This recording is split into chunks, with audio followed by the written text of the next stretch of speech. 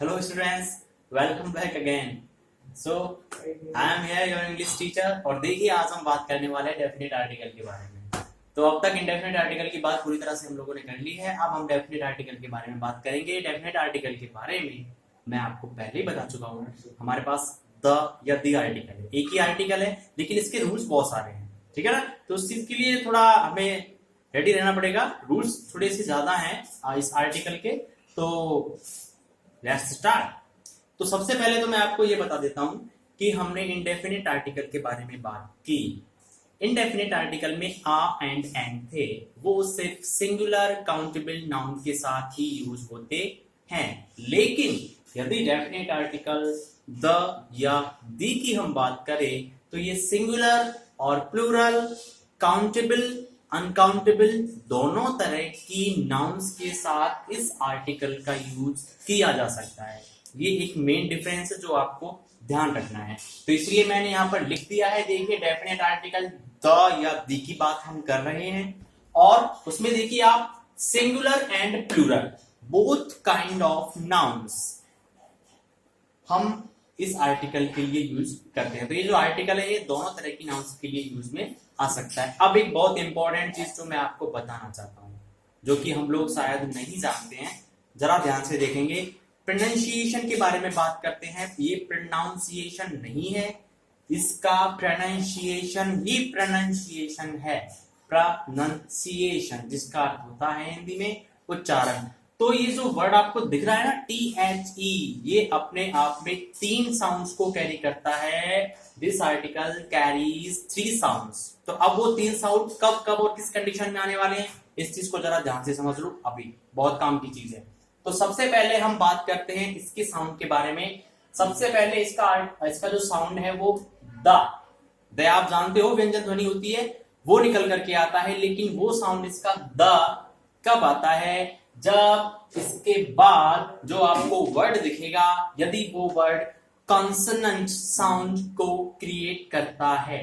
Consonant sound को create करता है। कॉन्सोनेंट वर्ड होने पर, कॉन्सोनेंट लेटर होने पर द नहीं आएगा, कॉन्सोनेंट साउंड आने पर द का यूज होगा। जैसे कि द बॉय या द स्नेक या द बॉल।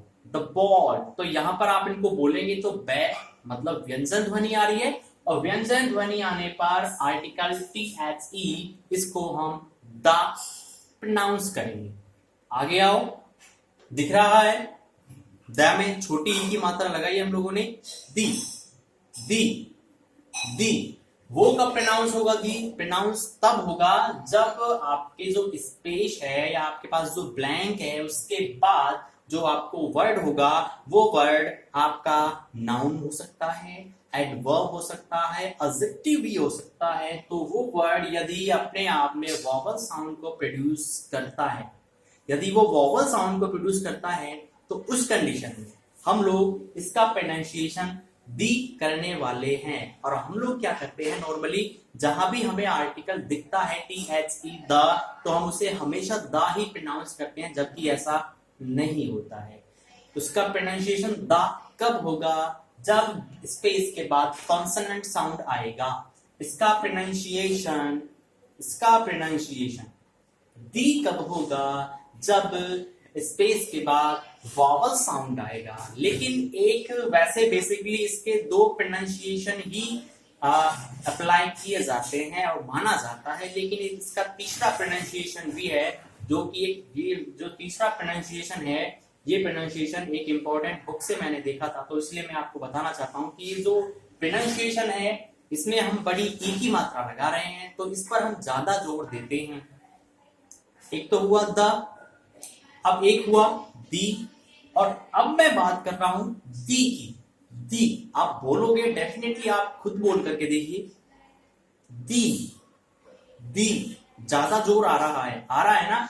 तो वो जब ज्यादा जोर आएगा, ज्यादा स्ट्रेस पड़ेगा, तो उसका यूज वो प्रोनाउंसिएशन में कब आएगा, जब आपके पास स्पेस के बाद वाला वर्ड चाहे वॉवल है चाहे कॉन्सोनेंट है, लेकिन उसको एम्फेसाइज किया जाता है। अब ये एम्फेसाइज क्या होता है? एम्फेसाइज होना मतलब किसी भी वर्ड को ज्यादा जोर के साथ बोलना।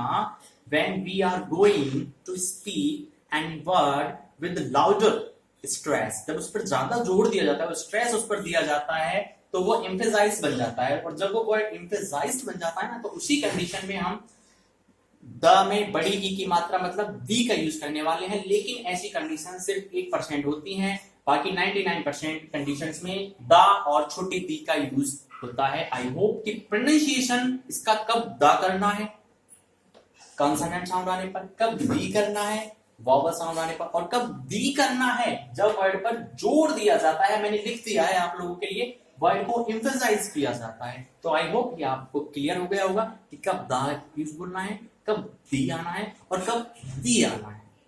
That is good, very good. So now let's come to the rules. So now we are going to discuss about the rules when we are going to use definite article the or the.